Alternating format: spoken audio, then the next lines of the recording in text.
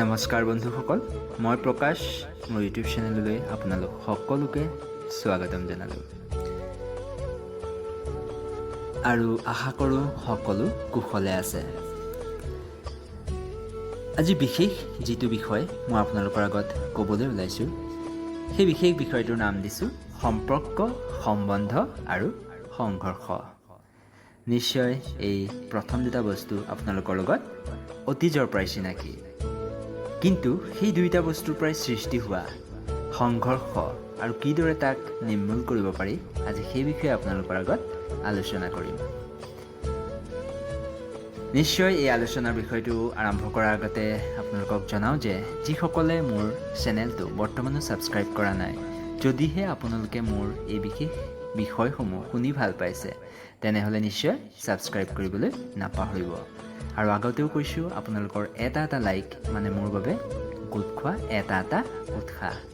সেয়েহে দেৰি নকৰি মোৰ চেনেলটো লাইক আৰু ছাবস্ক্ৰাইব কৰিব। ধন্যবাদ।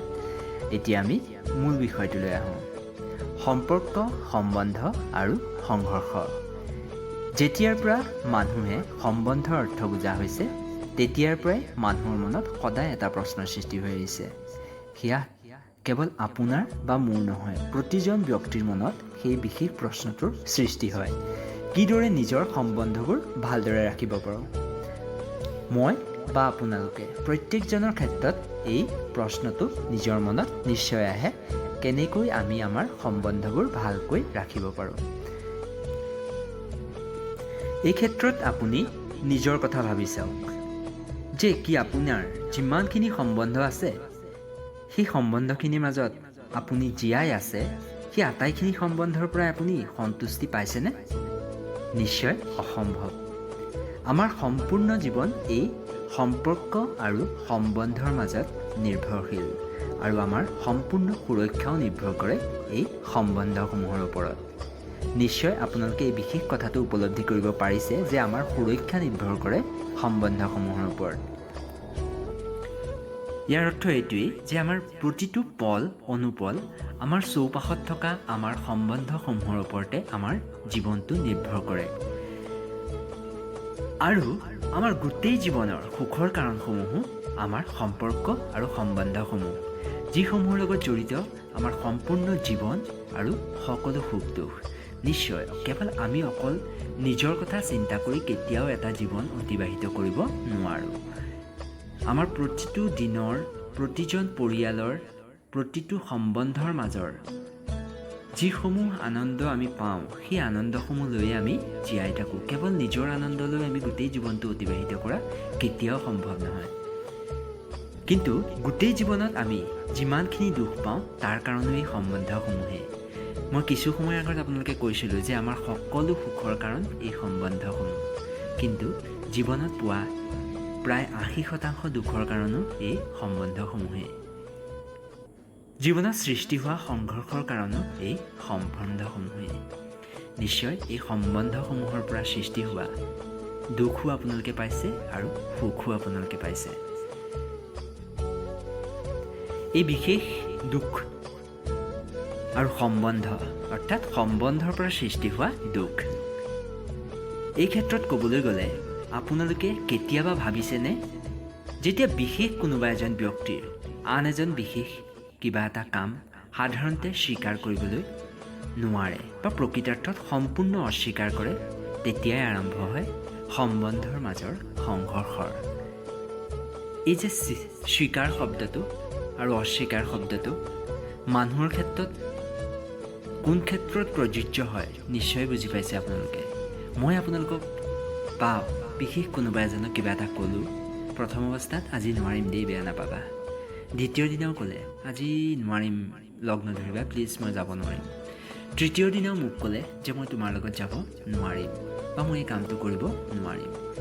সেই যে স্বীকাৰ নকৰা, মই কিবা এটা ক'লোঁ আৰু মোৰ কথাখিনি স্বীকাৰ নকৰিলে, প্ৰথম দিনাখন অকণমান দুখ, দ্বিতীয় দিনাখন তাতকৈ অলপ বেছি দুখ, তৃতীয় দিনাখন তাতকৈ বেছি দুখ, আৰু 4 নম্বৰ দিনাখন আৰম্ভ হৈ গ'ল খং বা সংঘৰ্ষৰ।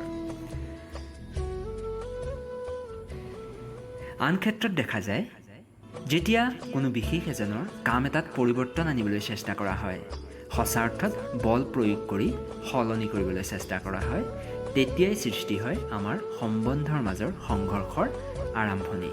অৰ্থাৎ মই বিশেষ কিবা এটা কাম কৰি ভাল পাওঁ বা কিবা এটা কাম কৰি বেয়া পাওঁ, কিন্তু মোক বল প্ৰয়োগ কৰি মোৰ সম্বন্ধৰ জৰিয়তে সম্বন্ধৰ দোহাই দি সেই বিশেষ কামসমূহ পৰিৱৰ্তন কৰিবলৈ চেষ্টা কৰা হৈছে যে তুমি এইটো কাম নকৰিবা, বা তুমি এই কামটো যদি বেয়া পোৱা তেতিয়াও কৰিব লাগিব, কাৰণ তুমি ইয়ালৈ নতুনকৈ আহিছা আৰু আমাৰ নিয়ম এইটো যে এইটো কাম তুমি কৰিব লাগিবই এনেকৈ।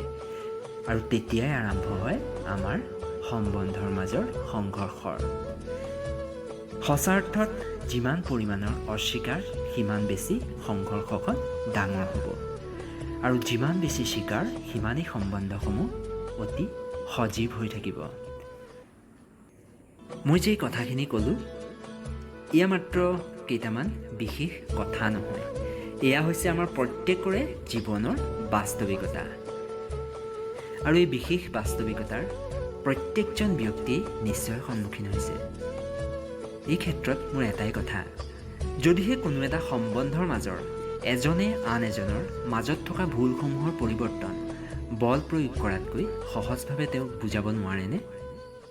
এই ক্ষেত্ৰত প্ৰথমে আমি আমাৰ মাজত থকা ভুলসমূহ শুধৰাবলৈ চেষ্টা কৰিব লাগিব, যিসমূহৰ বাবে আমি সদায় আন সম্বন্ধৰ মাজত থকা দোষসমূহ দেখোঁ।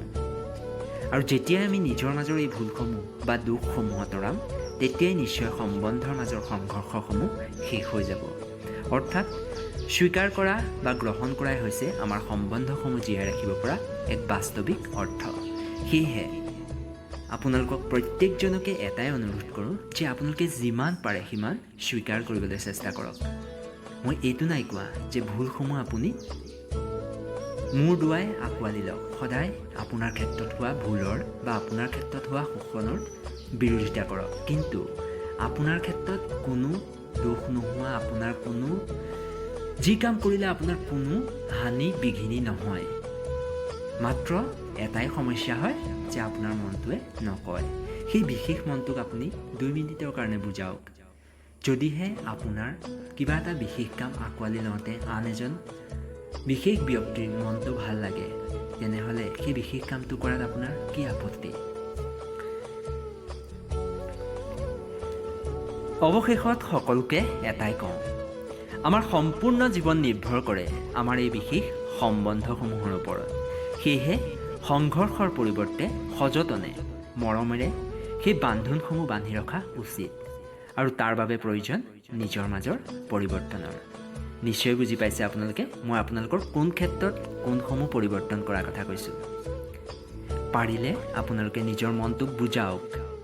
যদিহে আপোনাৰ পৰিয়ালৰ কোনোবা এজন সদস্যৰ, আপোনাৰ সম্বন্ধৰ কোনোবা এজন সদস্যই আপোনাক কিবা এটা কাম কৰাত অনুৰোধ কৰিছে যে বলচোন এই কামটো কৰি দে, বা ব'লাচোন আমুকৰ পৰা আহোঁগৈ, যদিহে আপোনাৰ ওচৰত সময় আছে, যদিহে আপুনি সেই বিশেষ কামটো কৰিব জানে, যি কামটোৰ জৰিয়তে তেওঁৰ বা আপোনাৰ কাৰোৱে একো সমস্যা নহয়, তেনেহ'লে সেই কামটো আপুনি কৰি দিয়ক। কিয়নো আপুনি এবাৰ অস্বীকাৰ কৰিব আৰু আপোনাৰ সেই সম্বন্ধৰ মাজত 10% ফাট মেলিব। সেয়েহে সম্পৰ্ক, সম্বন্ধ আৰু তাৰ জৰিয়তে সৃষ্টি হোৱা সংঘৰ্ষ শেষ কৰক, আৰু যিমান পাৰে সিমান স্বীকাৰ কৰিবলৈ চেষ্টা কৰক। আজিৰ বিশেষ ভিডিঅ'টো ইমানতে অন্ত পেলালোঁ। যদিহে আপোনালোকে মোৰ এই বিশেষ কথাখিনি শুনি ভাল পাইছে, তেনেহ'লে কমেণ্ট বক্সত নিশ্চয় জনাব। আৰু যদিহে মোৰ আপোনালোকৰ এই কথাখিনি উপস্থাপন কৰোঁতে কিবা ভুল হৈছে, সেই ভুলসমূহ জনাব, কিয়নো ভুলসমূহ জানিলেহে মই সেইসমূহ শুধৰাব পাৰিম। ধন্যবাদ।